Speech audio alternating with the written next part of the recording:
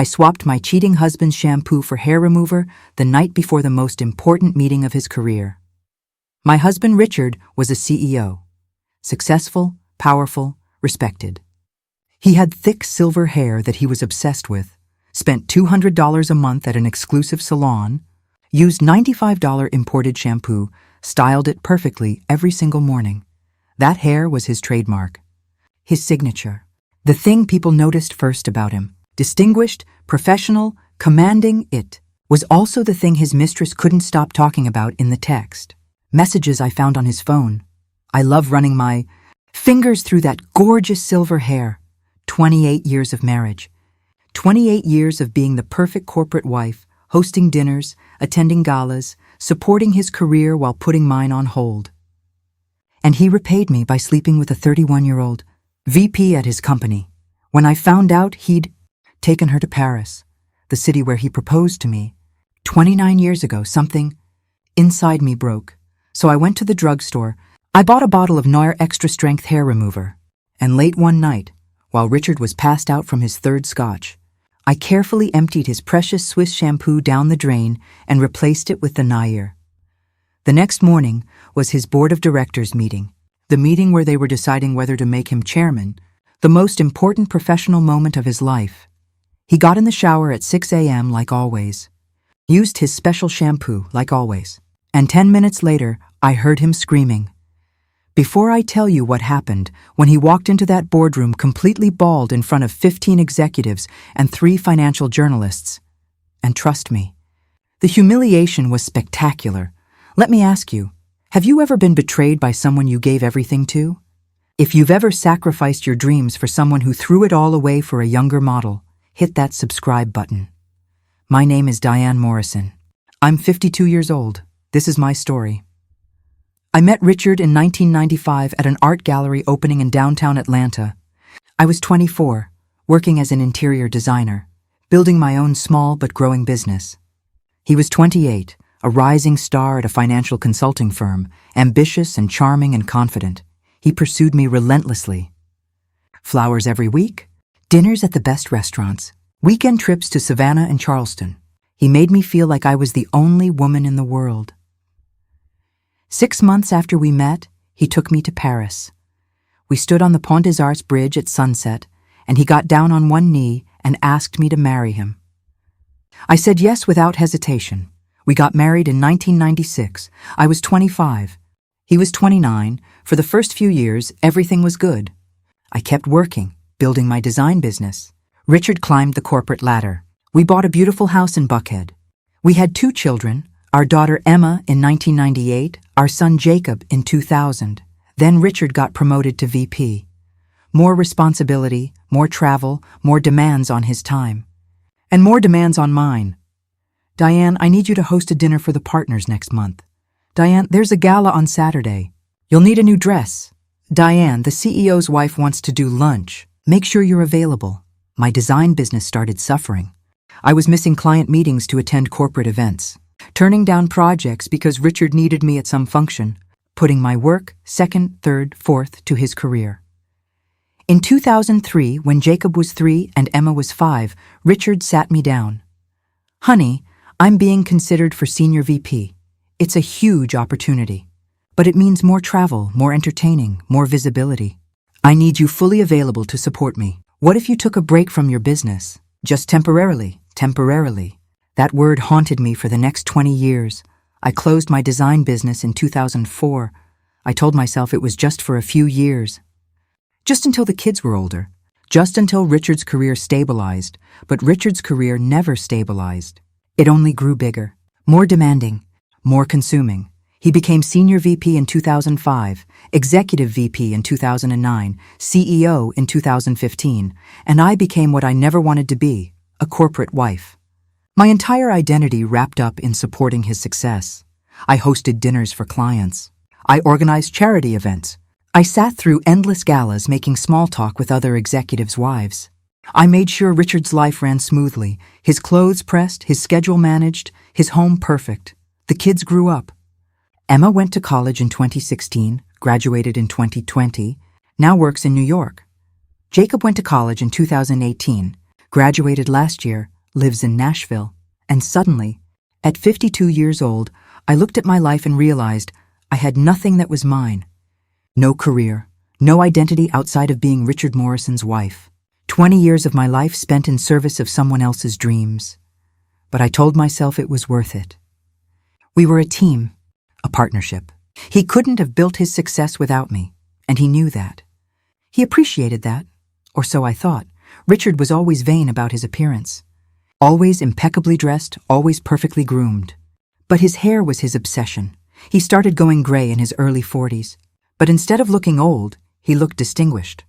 That thick silver hair became his trademark. People at his company called him Silver Fox behind his back, and he loved it. He went to an exclusive salon in Buckhead every 2 weeks. $200 per appointment. He used a special shampoo imported from Switzerland that cost $95 a bottle. He had a morning routine that took 20 minutes just for his hair, washing, conditioning, styling, applying product. I used to tease him about it. "Richard, you spend more time on your hair than I do." He'd smile and kiss my forehead. "Appearance matters in my world, sweetheart. Image is everything." This past year, Richard was being considered for chairman of the board, the pinnacle of his career. Everything we'd worked for. He was busy, more than usual. Late nights at the office, weekend conferences, business trips that seemed to multiply, but I didn't question it. I trusted him. After 28 years of marriage, why wouldn't I? Then 3 weeks ago, Richard left his phone on the kitchen counter while he was in the shower. It buzzed with a text message. I glanced at it without thinking, just to see if it was something urgent he needed to know about. The message was from someone named Vanessa. "Missing you already. Last night was incredible. I can't stop thinking about running my fingers through that gorgeous silver hair." My world stopped. I picked up the phone, opened the message thread, and saw months of texts between my husband and Vanessa Chen, the 31-year-old VP of marketing at his company. Intimate messages. Plans to meet at hotels. Photos I will never be able to unsee. I sat down at the kitchen table, Richard's phone in my shaking hands, and I read everything. I sat at that kitchen table and read every single message between my husband and Vanessa Chen. There were hundreds of them. Going back 8 months, it started professional. "Great presentation today, Richard. Thanks for the feedback on the quarterly report." Then it turned flirtatious. "You look sharp in that suit." "Your confidence in the boardroom is incredibly attractive." Then it became an affair. The messages showed me everything. Hotel rooms, lunch meetings that turned into afternoon trysts, business trips where she conveniently had to attend the same conference. But what destroyed me wasn't just the affair itself. It was the details. In one message, Richard wrote, "Diane's hosting another one of her charity dinners tonight. So tedious. I'd rather be with you." While I was downstairs preparing food for his colleagues, making sure everything was perfect for his career. He was upstairs texting his mistress about how tedious I was. In another message, Vanessa wrote, "Does your wife know how lucky she is? If you were mine, I'd never let you out of my sight." Richard responded, "She takes me for granted. Doesn't even notice when I get my hair cut." You notice everything. I had noticed. I always noticed. I'd complimented his hair 2 days before he sent that message. But apparently, that wasn't enough. Then I found the message that broke me completely. "Vanessa, I've never been to Paris. I've always dreamed of going. Richard, then we should go. I'll make it happen."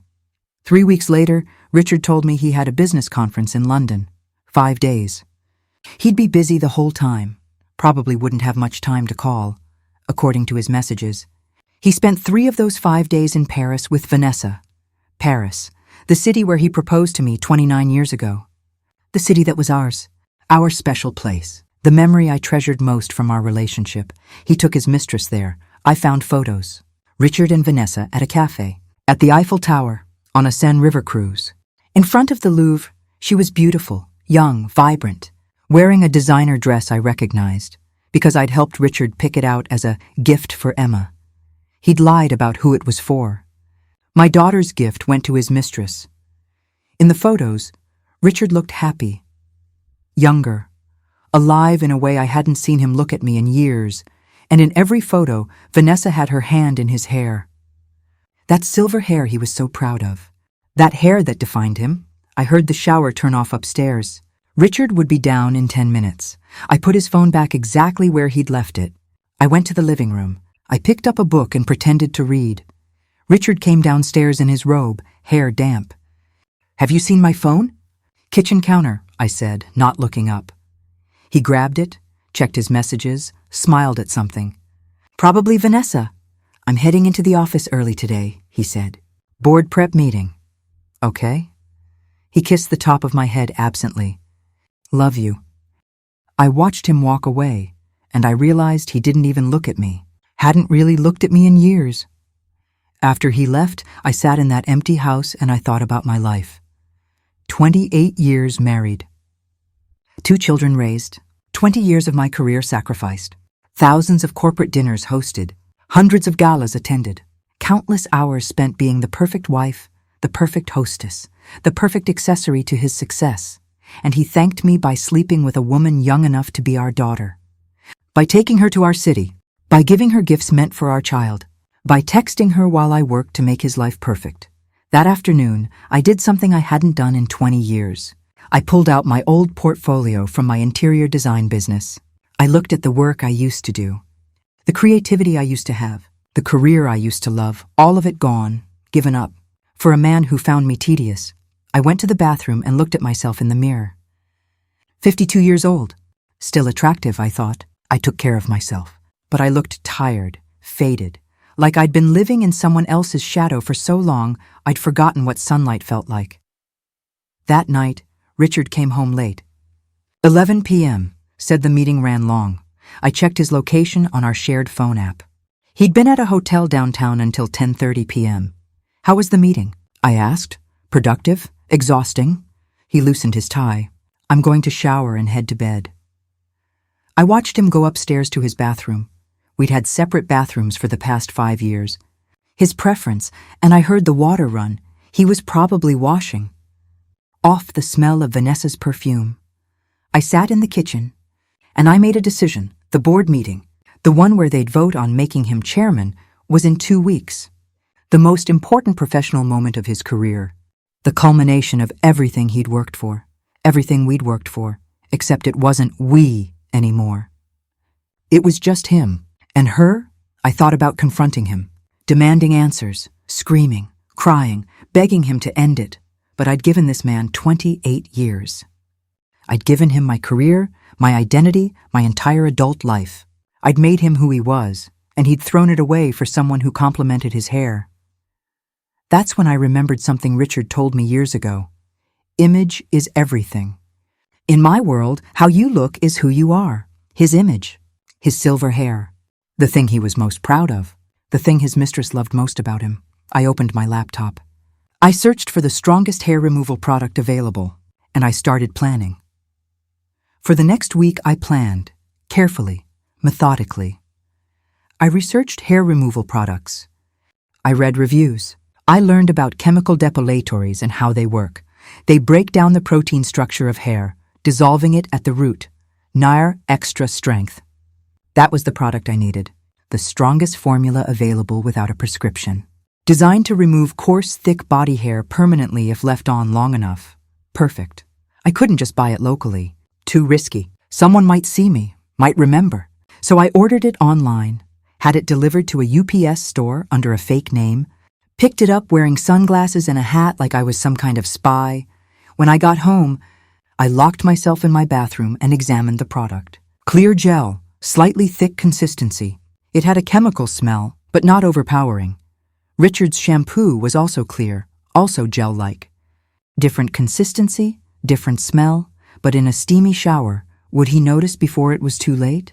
I needed to test it, make sure it actually worked. I had a wig from a costume party years ago, long brown synthetic hair.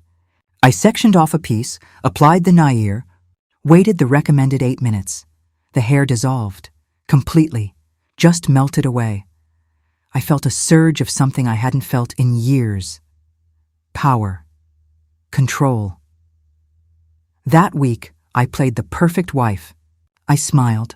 I asked about his day. I laid out his clothes for the board meeting. I confirmed the car service.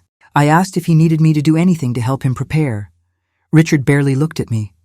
He was distracted, stressed about the meeting, constantly on his phone. Texting her, I knew. Making plans for after he became chairman. Probably promised to leave me once he secured the position. Once my usefulness was complete. 5 days before the board meeting, I made my move. Richard kept his special Swiss shampoo in his bathroom cabinet. That $95 bottle with the elegant label and the pump dispenser. He had 2 bottles, one in use, one backup. I waited until he left for work. Then I went into his bathroom with the Nair. My hands shook as I pumped out all of Richard's expensive shampoo into the sink, watching months of his precious product swirl down the drain. The whole bottle, wasted. Then carefully, precisely, I filled the empty bottle with Nair. The consistency was slightly different, but close enough. The smell was wrong, but I had a plan for that. I added a few drops of the expensive shower gel Richard used, the one that smelled like sandalwood and bergamot. Mixed it carefully. The scent masked most of the chemical smell. I pumped it a few times to make sure it dispensed properly. It worked perfectly. Then I put the bottle back exactly where Richard kept it, wiped down any surfaces, and left his bathroom. The backup bottle stayed untouched. If he somehow noticed something wrong with the first bottle and switched to the backup, my plan would fail. But Richard was a creature of habit. He'd use the open bottle until it was empty. He always did. 4 days until the board meeting. 3 days. 2 days. I watched Richard use that shampoo every single morning, and it didn't affect him. Of course not. I hadn't replaced the shampoo in his shower yet. That bottle was still the real thing. The night before the board meeting, I made my final move. Richard came home at 7 p.m. We had dinner together, pasta, his favorite. He talked about the meeting tomorrow, how prepared he was, how confident he felt. This is it, Diane. Everything we've worked for. We. He said we. As if I was part of this. As if my sacrifices mattered. I'm so proud of you, I said, and I meant it. I was proud of the man I'd helped build. I just wished he'd stayed that man. After dinner, Richard had 3 scotches. His pre-big meeting ritual. Said it helped him relax, sleep better. By 10 p.m. he was drowsy. By 11 he was passed out in his study, snoring in his leather chair. I waited until midnight to be sure he was deeply asleep. Then I went to his bathroom. I switched the bottles. The real shampoo went into my bathroom, hidden in the back of my cabinet. The Nair-filled bottle went into his shower, exactly where he kept his shampoo. I stood there in his bathroom, looking at that innocent-looking bottle, and I felt something that should have scared me. I felt nothing. No guilt, no hesitation, just cold, calm certainty. Richard had taken 28 years of my life. He'd taken my career, my identity, my self-worth. He'd taken our marriage vows and made them meaningless. He'd taken our special city and shared it with someone else. Tomorrow morning, I was taking his hair. His precious, distinguished silver hair that he was so proud of. The hair his mistress couldn't stop touching. Fair trade. I went to the guest bedroom. I'd been sleeping there for the past week, telling Richard I had insomnia and didn't want to disturb him. He barely noticed. I set my alarm for 5:45 a.m. Richard's alarm went off at 6 a.m. He'd shower at 6:10 a.m. I needed to be awake for this. I woke up at 5:45 a.m. I'd barely slept. I went downstairs and made coffee, acting like it was a normal morning. My heart was pounding so hard I thought Richard might hear it when he came down. At 6 a.m. exactly, I heard his alarm. Then his footsteps, the bathroom door closing. I poured myself coffee with shaking hands and waited. At 6:10 a.m., I heard the shower turn on. I stood at the bottom of the stairs, listening. The water ran. 2 minutes, 3 minutes, 4 minutes. Richard always shampooed his hair first thing, left it in while he washed his body, rinsed it out after about 8 to 10 minutes total. Nair's instructions said 8 minutes for full effectiveness. I counted in my head. 5 minutes, 6 minutes, 7 minutes. At 8 minutes, I heard it, a sound I'd never heard Richard make in 28 years of marriage, a scream, high-pitched, panicked, terrified. What the? Oh my God, oh my God! The shower shut off abruptly. Frantic movement in the bathroom. Something crashing. Probably a shampoo bottle hitting the floor. No, no, no, no, no. I walked up the stairs slowly, coffee cup in hand, practicing my concerned wife expression. Richard's bathroom door flew open. He stood there in his towel, water dripping everywhere, staring at his hands. His hands were full of hair. Thick clumps of wet silver hair. Diane, Diane, something's wrong. My hair, it's falling out. I set my coffee down and walked to him. What happened? I don't know. I was washing my hair and it just started coming out in my hands. He was hyperventilating, pulling at his remaining hair. More came out. Oh God, what's happening? I looked at his head. It was patchy, bald spots everywhere. Some areas still had hair, but it looked thin, weak. When he touched it, more fell out. Maybe you had an allergic reaction to something? I suggested calmly. To what? I use the same products every day. He ran back into the bathroom, grabbed his shampoo bottle. This is my shampoo. The same one I always use. He was panicking so badly he didn't even smell it. Didn't notice it wasn't quite right. Richard, calm down. We'll figure this out. Calm down? Calm down? He looked in the mirror and actually gasped. I look like I have mange. The board meeting is in 3 hours. 3 hours, Diane! More hair fell as he ran his hands through it desperately. It was dissolving right in front of us. The Nair was still working.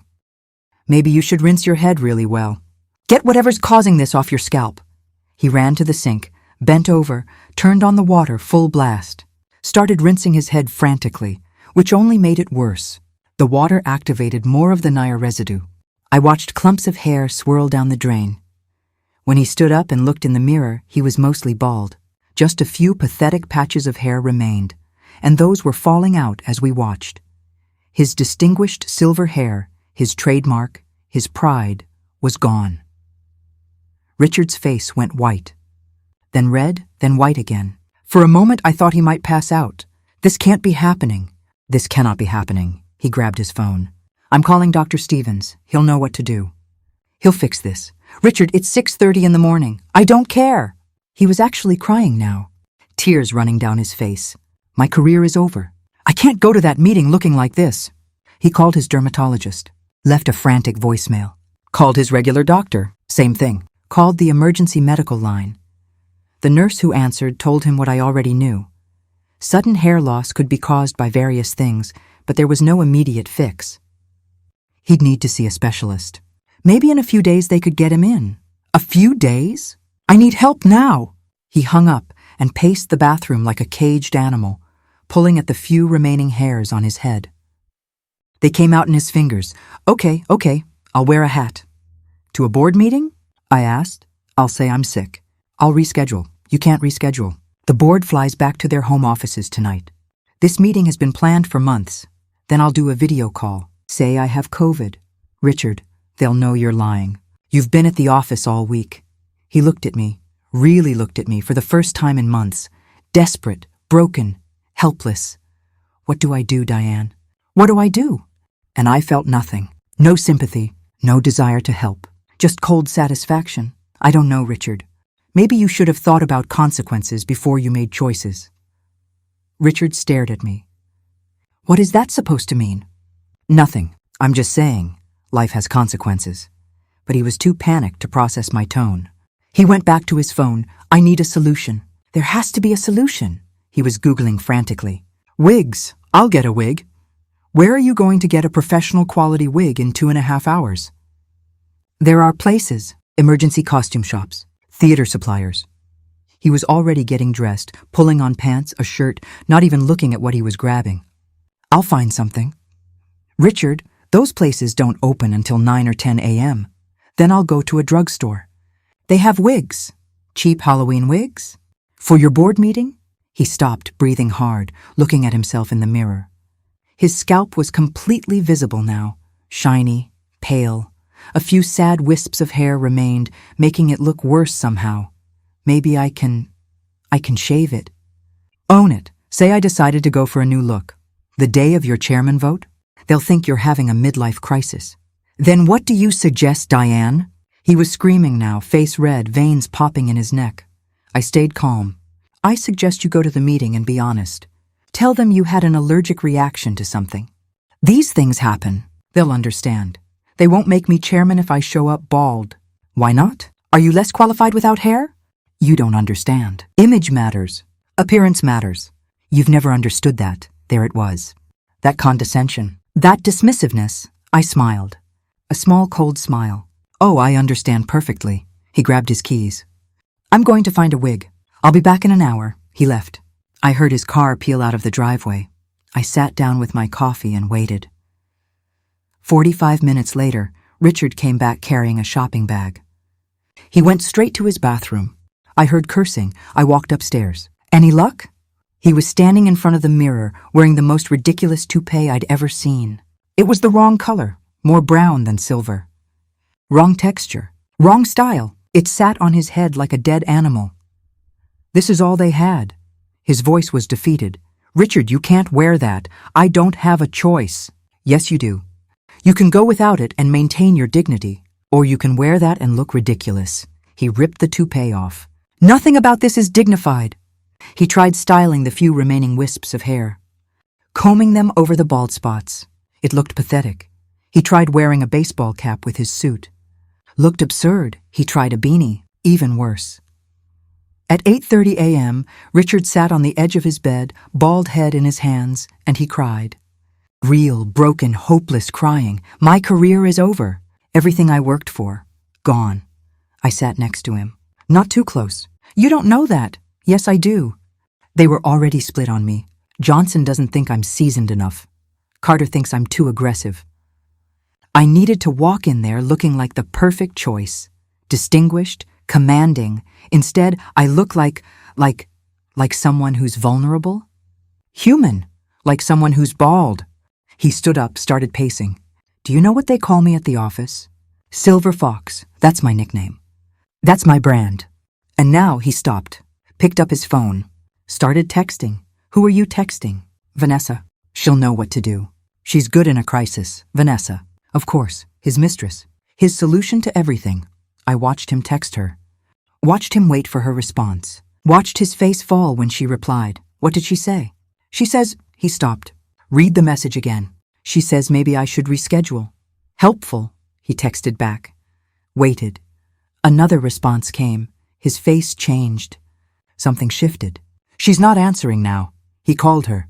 It went to voicemail. He called again. Voicemail. She's probably in a meeting, I said, but we both knew. When you look powerful, people want you. When you look weak, they disappear.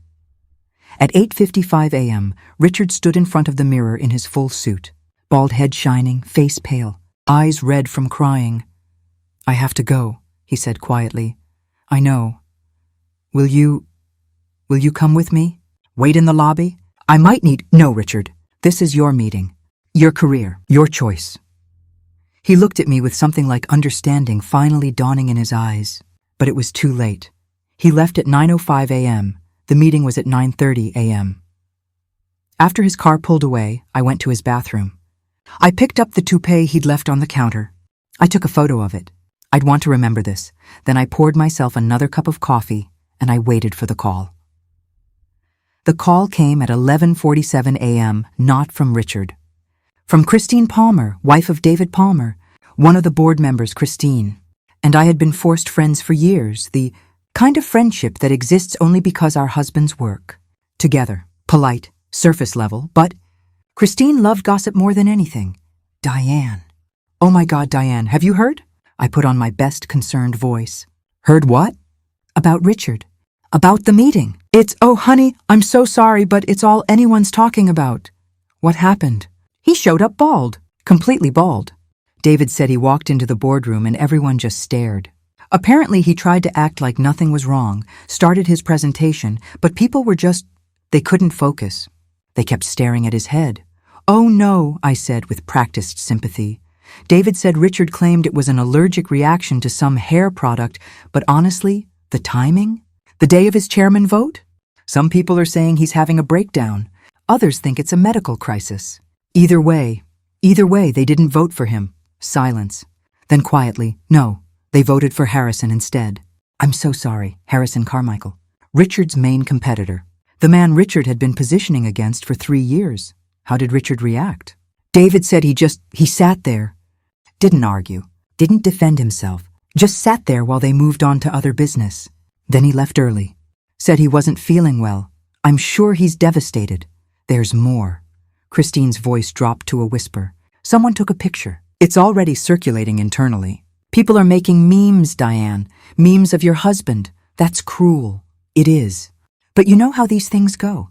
By tomorrow it'll be everywhere. I'm so sorry. If you need anything, thank you, Christine. I appreciate you calling. I hung up and sat very still. Memes. They were making memes of him. The great Richard Morrison. The silver fox. Reduced to a joke. At 12:30 p.m., my phone buzzed. A text from Emma, our daughter. Mom, someone sent me a photo of Dad at his board meeting. Is he okay? What happened to his hair? I called her. He had an allergic reaction to a hair product. He's fine. Mom, he looks terrible. Are you sure he's okay? He will be. It's just hair. It's not just hair for Dad. You know how he is. I did. I absolutely did. At 1:15 p.m., Jacob called. Mom, what the hell happened to Dad? Language, Jacob. Sorry, but seriously. Ryan's dad works at Dad's company, and he sent Ryan a picture, and Ryan sent it to me, and... Is Dad sick? No, just an unfortunate reaction to a product. On the day of his big meeting? That's some terrible luck. Luck. Yes. Terrible luck. At 2:30 p.m., Richard's car pulled into the driveway. I was in the kitchen, preparing lunch I had no intention of eating. I heard the garage door, the car door, footsteps. Richard walked into the kitchen, still in his suit, still bald, but something had changed in his face. The panic was gone, replaced by something harder, emptier. They voted for Harrison, he said. I heard. Christine called. Of course she did. He loosened his tie. It's all over the company by now, photos, jokes. The great Richard Morrison showed up to the most important meeting of his career looking like he didn't finish. Just poured himself a scotch. At 2:30 in the afternoon, I'm sorry, I said. Are you? He looked at me. Really looked at me. Are you actually sorry, Diane? I'm sorry you're hurting. But not sorry I lost the position. I'm sorry for whatever you're feeling right now. He drank the scotch. Poured another. Vanessa won't return my calls. Maybe she's busy. No, she's not busy. She's done. When I texted her a photo this morning, asking if I should still go to the meeting, you know what she said? I waited. She said, maybe this is a sign you should take some time off. Focus on yourself. Then she stopped responding. I called her office. Her assistant said she's unavailable. He laughed bitterly. Unavailable. That's corporate speak for don't call again. I see. She loved my hair. Always touching it. Always talking about it. And now, he gestured to his bald head. Now I'm not interesting anymore. He sat at the kitchen table, this powerful CEO, this confident man, and he looked small, defeated. 28 years, he said quietly. I spent 28 years building this career. This image, this identity, and it's gone. In one morning. All of it, gone. I sat across from him. How do you think I felt? What? When I gave up my career, my identity, my dreams, to support yours. Did you think about how that felt? He stared at me. That was different. How? You chose that. I never forced you. You're right. I chose it. Because I loved you. Because I believed in partnership. Because I thought we were building something together. I leaned forward. But it wasn't together, was it, Richard? It was always just you. Your career. Your success. Your image. Diane, I'm not finished. My voice stayed calm, steady, cold. I sacrificed everything for you. And you repaid me by sleeping with someone half your age. His face went white. How did you... I found the messages. 3 weeks ago. Richard stood up so fast his chair fell backward. 3 weeks ago? You've known for 3 weeks? Yes. And you said nothing? You acted normal? He stopped. His hand went to his bald head. Oh my God. I watched understanding dawn on his face. The shampoo, he whispered. You did this. You did this to me. I didn't confirm. Didn't deny. Just looked at him, my hair, my career, my reputation. You destroyed everything. His voice was rising. Do you have any idea what you've done? I'm a laughingstock. They're making memes of me. How do you think I felt when I read your messages to Vanessa? That's not the same thing. Isn't it? You destroyed our marriage, our family, 28 years. And for what? A 31-year-old who won't even return your calls now that you're not Silver Fox anymore? He grabbed his phone, started scrolling frantically. The messages. You read all of them? Every single one, including the ones from Paris. His face crumbled. Diane, you took her to our city, Richard. The place you proposed to me. You recreated our trip with her. It didn't mean, don't. I stood up. Don't insult me by saying it didn't mean anything. You bought her a dress with money from our joint account, a dress you told me was for Emma. You took her to the cafe where we had our first morning in Paris. You walked across the same bridge where you proposed to me. How do you? She posted photos. Deleted them later, but I saved them first. I pulled out my phone. Showed him the screenshots I'd taken. See, there you are, looking happier than you've looked with me in years. And look, her hand in your hair, that hair you were so proud of. Richard sank back into his chair. When did you switch the shampoo? The night before your meeting, while you were passed out from your third scotch. What did you use? Nair, extra strength. The entire bottle of your precious Swiss shampoo went down the drain. I replaced it with hair remover. He looked at me like he'd never seen me before. You're insane. No, I'm someone who got tired of being taken for granted.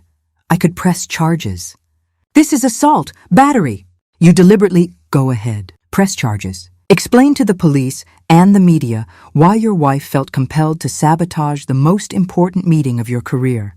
Explain about Vanessa, about Paris, about the $8,000 dress you bought her, about the messages where you called me tedious.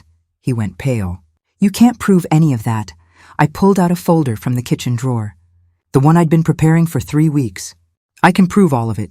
Screenshots, credit card statements, hotel receipts. I even have a private investigator's report with photos of you and Vanessa at that hotel downtown. The one you went to twice a week for 6 months? You hired a PI? 3 weeks ago, the day I found the messages, I wanted to know everything before I decided what to do. Richard's hands were shaking. What do you want? Money? You want to take me for everything in the divorce? I want you to understand what you did, not just the affair. The affair is almost the least of it. I sat back down across from him. You made me give up my entire identity to support yours. You made me believe we were partners, that my sacrifices mattered, that you valued what I did. I did value it. You called me tedious. You told your mistress I take you for granted. You said I don't even notice when you get your hair cut, which was a lie, by the way. I complimented your hair 2 days before you sent that message. He had nothing to say to that. For 20 years, I made your life perfect. I hosted your dinners. I attended your galas. I made sure you never had to think about anything domestic so you could focus on your career. I gave up everything to make you successful. I never asked you to give up your business. Yes, you did. You sat me down in 2003 and told me you needed me fully available for your career. You said it was temporary. It's been 20 years, Richard. You could have gone back when? When you were traveling 4 days a week? When you needed me to entertain clients every weekend? When you needed the perfect wife with the perfect house to show you were the perfect executive? He couldn't answer. Because I was right. You used me, I said quietly. You used me to build your career, and then you discarded me for someone younger and prettier who complimented your hair. It wasn't about your looks, wasn't it? You think I haven't noticed you haven't touched me in 2 years? Haven't really looked at me in 5? I became invisible to you, Richard. Useful but invisible. Silence. Long, painful silence. Then Richard said something I didn't expect. You're right. I looked up, surprised. You're right, he repeated. I did take you for granted. I did use you. His voice broke. I did throw away 28 years for something that meant nothing. It meant something. Just not what you thought it meant. Vanessa loved the idea of me. The powerful CEO with the perfect hair in the corner office. She didn't love me. When I texted her this morning looking like this, she disappeared. Because the image was gone. And that's what you valued most. Image. He nodded slowly. Image is all I had. My hair, my suits, my title. Take those away and... He gestured to himself. Nothing. I slid the folder across the table to him. I'm filing for divorce. Richard didn't argue. Just nodded. I figured. My lawyer has everything. The affair, the financial evidence, the PI report. I'll be asking for 60% of marital assets, alimony, and the house. You'll get it. No judge will side with me after—" He gestured vaguely. "After you cheated on your wife of 28 years with an employee half your age? No, they won't." He picked up the folder, flipped through it without really seeing. Did it feel good? Destroying my career? I thought about that. Really thought about it. No, I said honestly. It didn't feel good. It felt necessary. Necessary to humiliate me in front of the entire board. To make me a joke. You humiliated yourself, Richard. I just made sure the consequences matched the betrayal. He stood up. I need to figure out what to do now. Your hair will grow back. Eventually. But it won't be the same. I knew because I'd researched it. Nair damages hair follicles. When hair grows back after chemical removal, it's often thinner, patchier, different texture. Richard's trademark silver hair was gone forever. 3 months later, I moved out. Took the house in the settlement like I'd planned. Richard moved to a condo downtown. His hair did grow back. Sort of. Thin, patchy, gray in some places, white in others, with bald spots that never filled in. He tried different styles, different products, even considered plugs. Nothing worked. He resigned from the CEO position 2 months after the board meeting. Said he wanted to pursue other opportunities. But everyone knew. The memes had spread beyond the company. His reputation was damaged beyond repair. Harrison, the new chairman, was generous enough to offer him a VP position. A demotion, but better than nothing. Richard took it. Vanessa got engaged to a different executive 6 months later. Someone whose career was still ascending. Richard wasn't invited to the wedding. Our kids took it hard at first. Emma was angry at both of us. Jacob tried to stay neutral. But eventually, when they learned about the affair, about Paris, about everything Richard had done, they understood. Not that I destroyed his hair and his career. They didn't know that part, and they never would. But they understood why I left. As for me, I'm 53 now. I reopened my interior design business last month. It's small, just me and one assistant, but it's mine. My work, my identity, my dream that I put on hold for 20 years.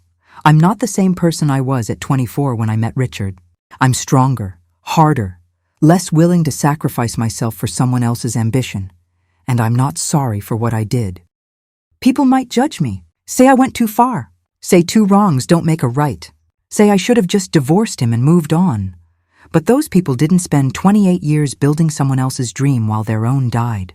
They didn't sacrifice their identity, their career, their entire adult life for someone who called them tedious behind their back. Richard made his career his identity, made his image his value, made his hair his brand. I just showed him what happens when you build your life on something that can disappear in one morning. My name is Diane Morrison. I'm 53 years old, and I learned that sometimes the best revenge isn't moving on. It's making sure they understand exactly what they lost. If this story helped you, if you've been taken for granted or betrayed by someone you sacrificed everything for, support Big Mama with a super thanks or join as a member. Now I want to hear from you.